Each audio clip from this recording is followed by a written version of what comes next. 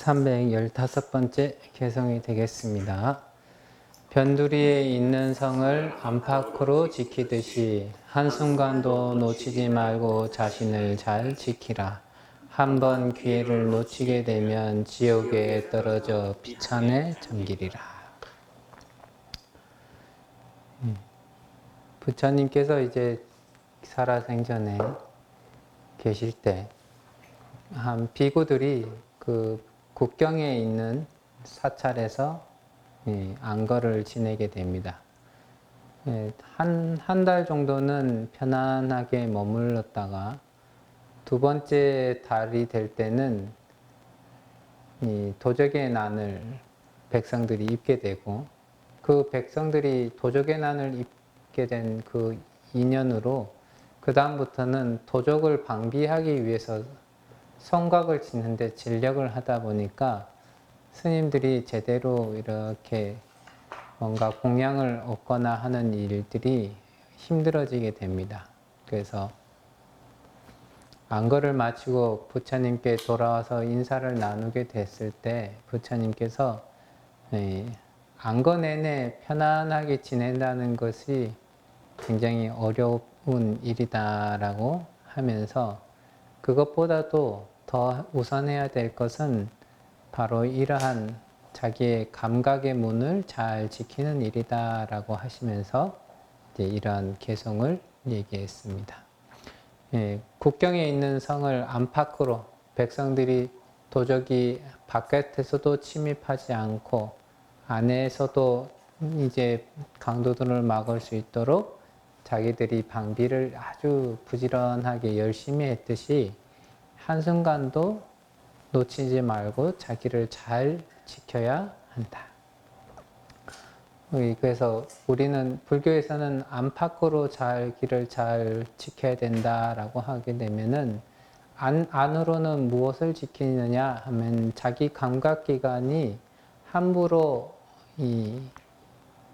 활동하지 못하도록 그래서 감각의 문을 잘 제어해야 한다라고 얘기를 많이 하게 되는데 우리가 여러 감각기관들이 동시다발적으로 이제 활동을 막 활발하게 하게 되면은 일단 마음이 산란해지고 갖가지 방향으로서 욕망이 일어나서 그 욕망에 따라서 갖가지 업을 지을 수 있기 때문에 일단 감각의 문을 잘 해가지고 그 감각이 오만 방향으로 뛰쳐나가지 않도록 해야 된다. 그리고 자기 감각 대상이라고 할 수 있는 것들이 있죠. 감각 대상이라고 하는 것들에 대해서는 언제나 거기에 끌려서 거기에 물들어서 이 번뇌를 일으키지 않도록 잘 노력을 해야 된다. 그래서 안으로는 자기의 마음을 잘 조절하고 밖으로는 갖가지 대상을 보면서 허망하다라는 생각들을 굳게 일으켜야 된다. 그것을 하지 않으면은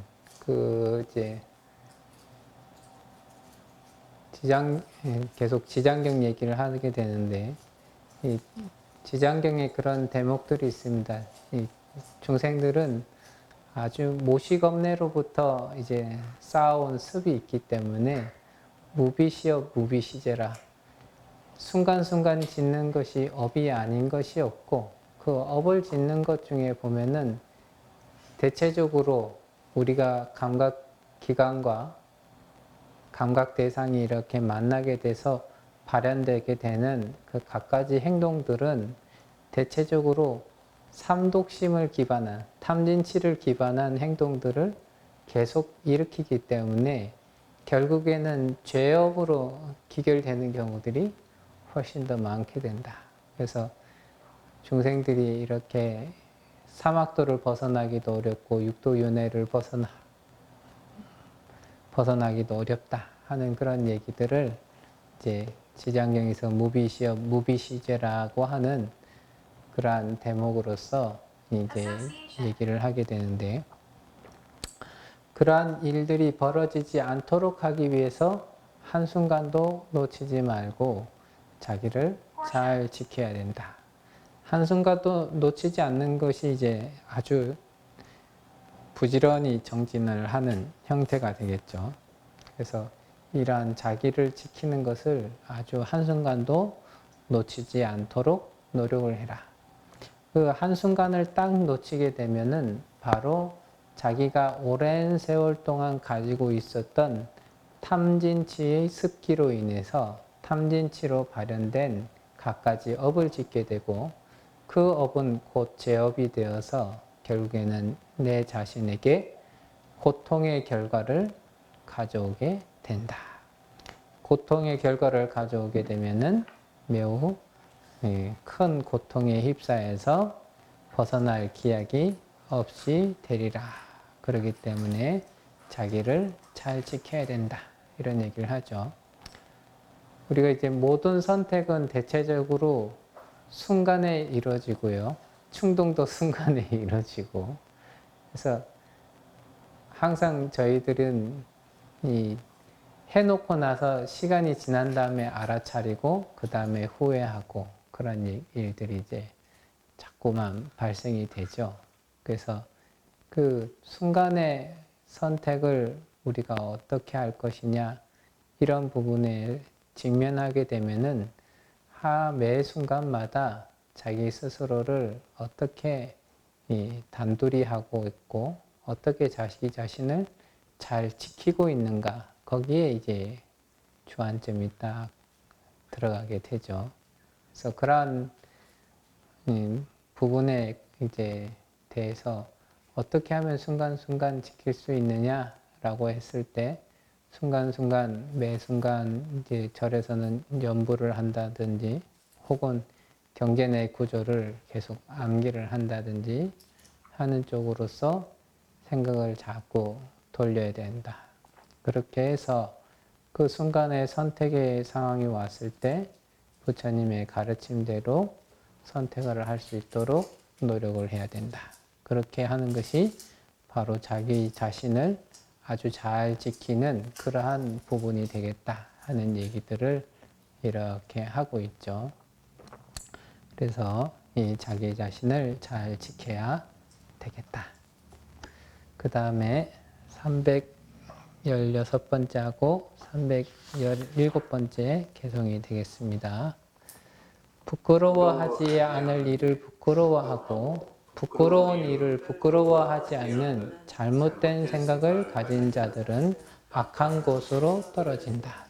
두려워할 것이 없는데 두려워하고 두려움이 있는데도 두려워하지 않는 잘못된 생각을 가진 자들은 악한 곳으로 떨어진다. 이제 부처님 당시에 이제 그 나체 수행자들이 있었고 지금도 인도에 이제 나체 수행자가 있다 이렇게 얘기하는데 그 가운데 이제 니건자라고 하는 자이나교의 수행자들이 그나마 이제 팬티 같은 걸로써 이제 하의 쪽을 이제 좀 가리고 그 다음에 이렇게 위에는 몸을 드러내놓고 이렇게 다니게 되는데 그때 이제 스님들이 그런 자이나교도의 수행자들을 이렇게 보면서 그래도 중요한 부분은 천으로 가리고 있으니까 좀 염치가 있는 부분이 사람들이다 이렇게 얘기를 하게 되는데 자이나교에서 가장 중요시 여기는 것은 이제 무소유, 아무것도 소유하지 않는 것 그것을 더 중요시 여기다 보니까 이 알몸으로 다니고 뭐 이런 것들이 수행 방법으로서 이제 채택이 되죠. 그것을 가지고 이제 자이나교의 수행자들하고 스님들하고 이렇게 다투다가 부처님께 이렇게 말씀을 드리니까 부처님께서 이러한 얘기들을 이렇게 하시게 되었다.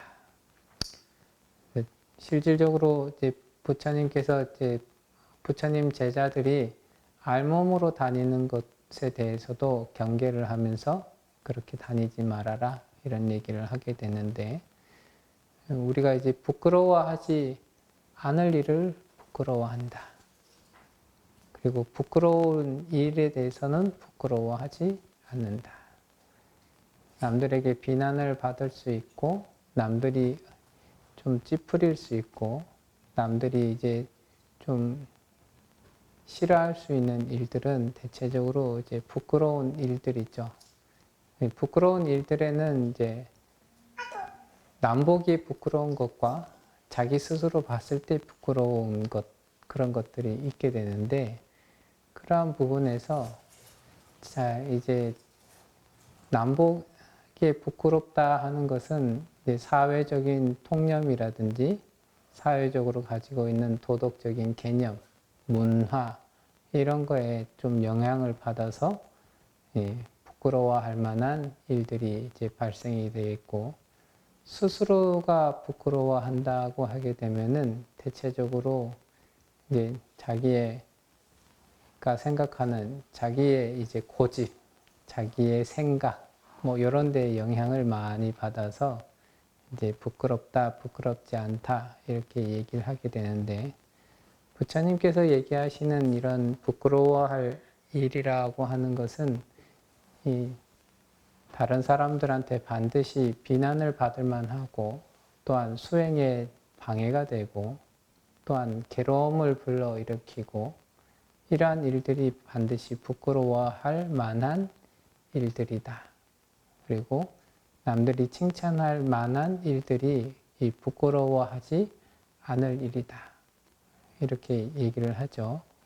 근데 그러한 부분에 대해서 명확하게 구분하지 않고 살아가면서 이러한 것들은 부끄러워할 만한 일이 아니다. 이렇게 생각하는 사람들은 반드시 이 잘못된 길에 사견을, 잘못된 생각, 사견을 가지고 있기 때문에 그 사견으로 인해서 언젠가는 나쁜 곳에 떨어지게 된다.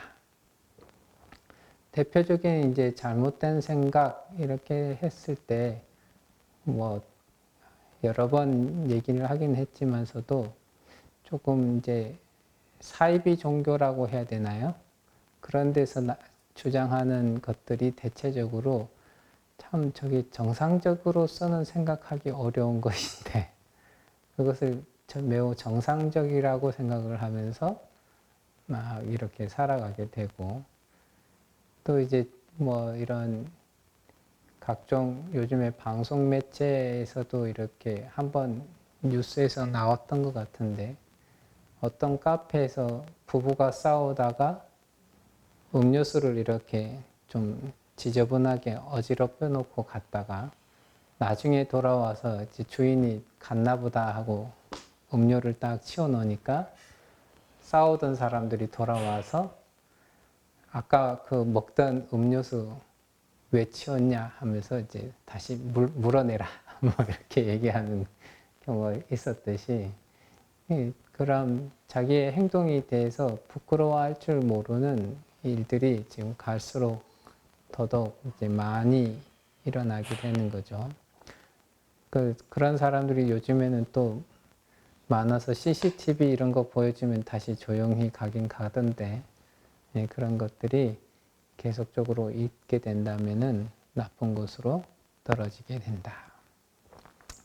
그리고 부처님께서 두려워할 만한 일이라고 하는 것은 이 크게는 가장 첫 번째는 이제 계율을 범해서 악도에 떨어질 만한 일들을 두려워해야 할 만한 일들이 되겠고요.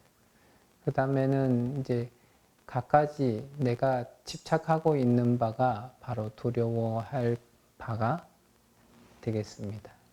그래서 이제 몸을 아끼는 마음이 있으면 그 몸에 해가 되는 것이 있게 될 때는 그것이 다 두려운 대상들로 바뀌어가지고 막 두려워하게끔 되어 있는데, 부처님께서 이제 그 무상이라든지 무아라든지 그러한 이치에 통달을 하게 된다면은 가장 기본적으로 신견이라고 하는 몸이라든지 마음이라고 하는 것들이 바로 나라고 하는, 생각이 나라고 하는 그러한 견해가 떨어지게 됨으로써 그 부분에 대한 갖가지 번뇌들이 줄어들게 되고, 그 다음부터는 두려움 없이 수행할 수 있는 그런 이제 길들이 열리게 되는데,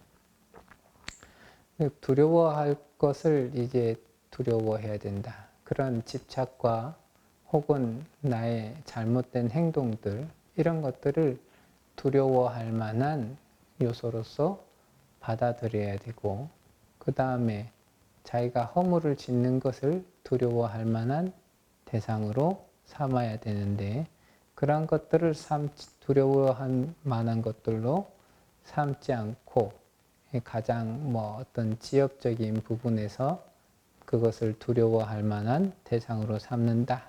이런다면은 그런 사람들도 마찬가지로 이 잘못된 생각을 가져서 반드시 악한 것으로 떨어지게 된다.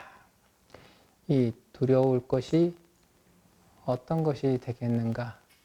불교에서는 반드시 악행과 자기의 집착이 두려워할 만한 대상이 되어야 되지, 그 이외에 다른 것들이 두려울 만한 대상으로 삼아서는 안 되겠다. 물론 이제 우리가 사는 데 있어서는 재물이라든지 건강이라든지 이런 것들이 두려워할 만한 대상이 되겠지만서도, 기실 그런 것들은 과거에 자기가 쌓았던 인연으로 인해서 이 결과물로서 이제 나타나지는 것들이 되다 보니까, 그런 부분에 대해서는 두려워하기보다는 잘 받아들일 수 있는 그러한 자세를 갖는 것이 훨씬 더 좋겠다 하는 그러한 얘기로서 부처님께서 얘기를 하셨습니다. 그 다음에